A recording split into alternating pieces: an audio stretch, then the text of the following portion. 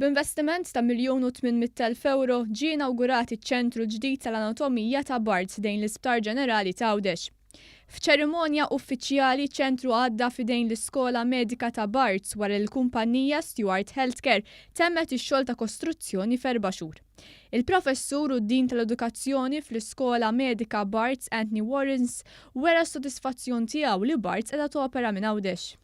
So it's absolutely clear to me that all our Maltese collaborators are really keen to make this a success. They see this as part of the wider project that they have to improve healthcare here in Malta, and therefore they're absolutely committed to it. So they've been great partners to work with. Fil-fatt, 59 student ta' Barts li jinsabu fl-ewwel u t-tieni sena tal-istudji tagħhom se jibdew jitgħallmu f'dan iċ-ċentru wara li fl-aħħar xhur bdew bit-taħriġ tagħhom fis-Sixth Form ta' Għawdex.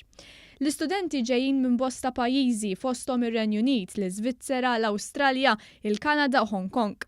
Waqt li żar il-faċilitajiet fiċ-ċentru, il-Prim Ministru Joseph Muscat saħaq li rridu li dawn l-istudenti jkunu kburin li jsejħu l-gżira tagħna bħala d-dar tagħhom. They are the future generation of doctors, professors, specialists and researchers in various fields of medicine.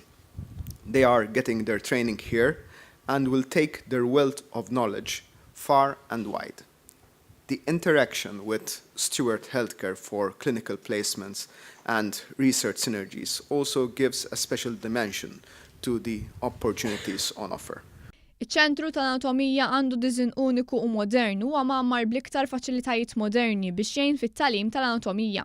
Fosthom laboratorju fejn studenti jistgħu jagħmlu sezzjonijiet ta' prattika filwaqt li l-għalliema jistgħu jagħtu spjegazzjonijiet bl-użu ta' kampjuni u mudelli anatomiċi.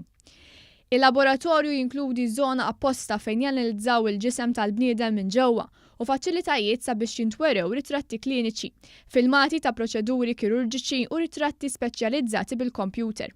Il-Prim Ministru Joseph Muscat faħħar il-ħidma ta' Barts u Steward Health Care għall-impenn tagħhom fit-twettiq ta' dan il-proġett. The investment by Steward Health Care, our great partners in this venture, in this anatomy center, is a very clear statement of intent. Our healthcare partners are showing they mean business and that they are set to deliver decisively on making Malta and Għawdxija among the best globally, even better than we are right now, in medical education and healthcare services.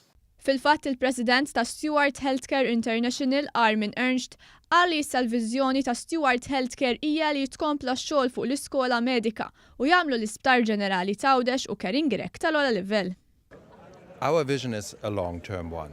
We want to improve the lives of people where they live. That is the motto of Steward Health Care in the United States and internationally. And that includes the medical care, this includes high-quality infrastructure, hospitals and education. You witnessed the education today, and I believe by the middle of next year the medical school piece will be finished and we will meet here again to inaugurate that. Il-Deputat Prim Ministru Ministru għas-Saħħa Chris Fern qal li llum stajna naraw kif l-istudenti ta' Barts beda jkollhom faċilitajiet ta' eċċellenza minn fejn jagħmlu l-istudji tagħhom f'pajjiżna. Wara hemm il-Medical School illi flimkien huwa investiment ta' 25 miljun minn Steward Health Care fis-sistema Maltija huwa biss il-bidu. Ħajkun hemm ħafna iżjed investimenti kemm fl-isptarijiet ta' Għawdex kif ukoll ta' Malta dak li huma St. Louis u caring grek. Preżenti għall-inawgurazzjoni kien hemm il-Ministru għall-Għawdex Justin Caruana, il-Ministru tal-Edukazzjoni Evarist Bartolo u l-Ministru għall-Ekonomija Chris Cardona.